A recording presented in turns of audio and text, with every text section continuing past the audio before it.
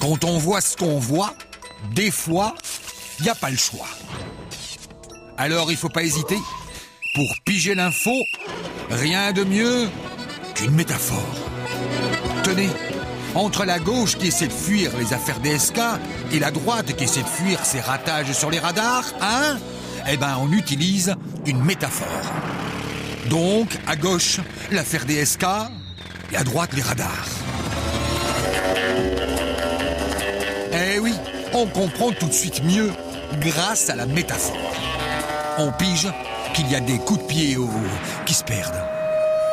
Et sur l'affaire, sur l'ouragan DSK, sur les terres du Parti Socialiste, on pourrait utiliser une métaphore. Un désastre idéologique, une honte militante, l'effondrement du bâtiment socialiste. Attention, erreur de métaphore. Au Parti Socialiste, ah ben ça va. Ils étaient pas au courant, aucun. Oh, on n'aurait jamais cru ça de lui. Mais attention, il ne faut pas confondre métaphore et métamorphose. Strauss-Kahn souriant, conquérant, qui sort hier en balade, c'est une métamorphose. C'est comme pour la prison de Rikers, une métamorphose que je vous dis. Mais au sein de toute métamorphose peut se cacher, eh oui, une métaphore. Sur le balcon de DSK, il y a une drôle de table. On dirait un cochon sous un bouclier. Ah ben voilà, c'est une métaphore. Quant à New York, on dit que c'est une grosse pomme. Serait-ce encore une métaphore? La pomme, le fruit de la tentation, la femme, le péché. On dit qu'à Wall Street, les banksters sont les plus gros consommateurs du monde de prostituées. Et parfois, ils se font attraper pour les prostituées. Ici, la morale est exotique. On peut ruiner des milliers de gens honnêtes, mais pas avoir de prostituées. Et surtout, pas fumer. Alors là, ils sont intraitables depuis cette semaine, même en plein air. Alors qu'ici, personne n'a jamais été arrêté à cause de la crise mondiale. Pas un. La police court désormais après les fumeurs. Ça occupe. Revenons à nos métaphores. Si je vous dis que depuis 6 mois, on a l'impression de vivre dans une purée de pois, d'être plongé dans un brouillard sale, inquiétant, même en plein jour, vous me comprenez? La crise, le Japon, les révolutions, les typhons, ça n'arrête pas. Et on a le sentiment collant que les puissants vont finalement s'en sortir, forcément. On broie du noir. Pourtant, il y a 3 mois, il y a eu une petite éclaircie. Ceci est un hold-up dans une banque à Madrid.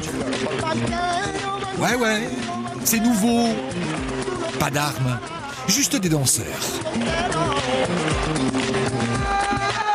Marre d'être volé par les banques, dit la chanson.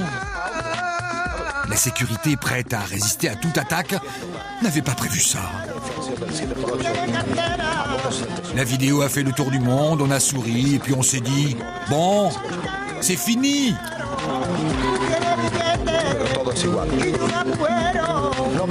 Mais 2 mois plus tard,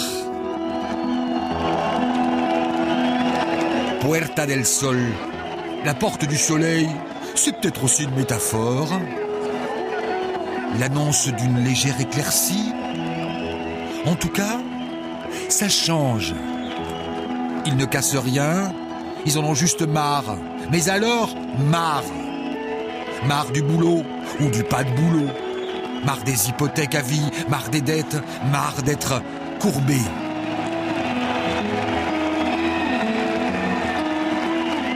Ils se disent pacifiques, citoyens, et veulent parler. Comme vous, comme moi. Ils se disent en état de réflexion, parlent de démocratie et nous font faire des progrès en espagnol. Si vous ne nous laissez pas rêver, nous ne vous laisserons pas dormir. Alors, ils campent. Mais ceux qui se disent, tiens, voilà 68 qui rappliquent, eh ben ils ont tout faux. Ils sont ordonnés, méthodiques, organisés. Olé! En une semaine, dans le monde entier, d'autres jeunes se sont réveillés à l'espagnol. Chaque tâche est une manifestation de soutien. Facebook plus Twitter égale New York, Paris, Athènes, Singapour. Et ils ont quoi en commun, tous ces jeunes diplômés, inoccupés? Ben peut-être qu'ils se retrouvent pas dans le rôle qu'on voudrait leur refiler dans le jeu démocratique. Celui de mouton. Votez ici, remboursez là, consommez, ça les branche plus. Et puis, il y a eu le vote, le week-end dernier. Entre un gros parti qui avait le pouvoir et qui va le réavoir, et un autre gros parti qui l'a eu avant et qui va le perdre pour le regagner, vous choisissez quoi? Il est où son avenir là-dedans? Il voit pas.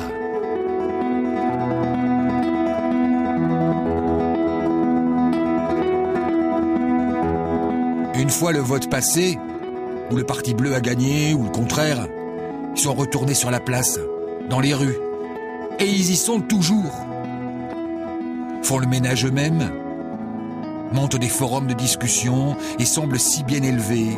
La police est paralysée, elle comprend pas. Sauf à un endroit. À Barcelone hier matin, retour aux fondamentaux, matraque, lacrymo. Et pourquoi? Parce qu'ils sont anarchistes? Rêveurs? Gauchistes? Pas du tout. Parce qu'il fallait libérer la place pour installer un écran géant pour le match de foot de ce soir. Ces gens, moi je vous le dis, ils sont orphelins. Ils trouvent personne chez les grands pour les inspirer, leur montrer le chemin, alors on les a aidés. Je vous présente, chers amis espagnols, Madame Elisabeth Hayden-Benz.